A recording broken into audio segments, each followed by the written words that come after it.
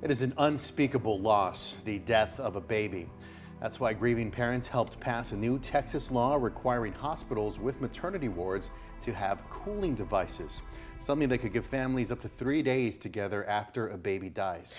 And KXAN investigator Arzo Dos explains the state health department is working to implement the new requirement for people who have lost a child. This story could be emotionally triggering. This was the onesie that we obviously bought. Elaine Wynn remembers the quiet room. This was the swaddle. And the moment she had to say hello and goodbye all at once.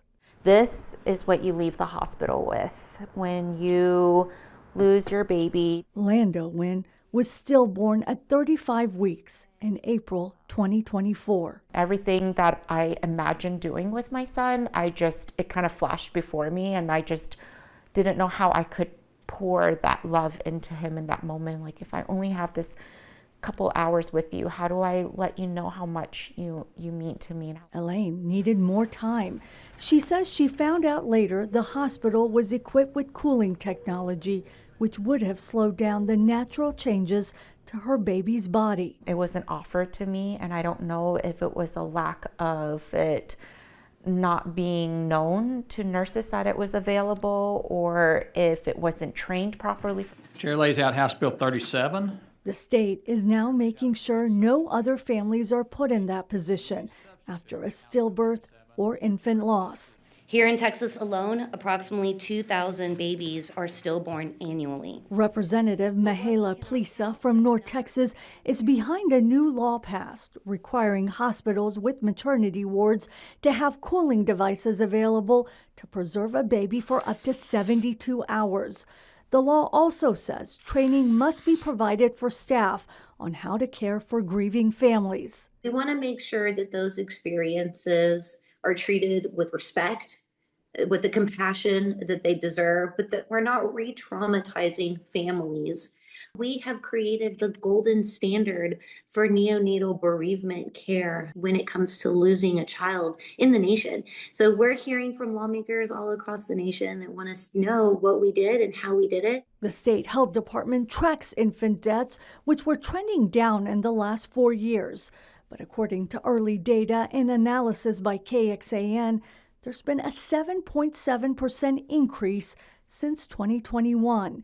The data shows the leading causes are birth defects, preterm births, and sudden infant death syndrome, or SIDS. I'm just hoping that we can build on this type of treatment in future legislative sessions. I'm hoping that we can actually, deal with our infant mortality crisis that we're seeing in our state. The law went into effect in September, and already 2 of the companies which offer the cooling technology, Caring Cradle and Cuddle Cot, are placing more devices at hospitals across Texas. This would be our full-size Caring Cradle. We wanted to make something that was very simple, plug it in, turn it on, and within a half an hour it's ready to go.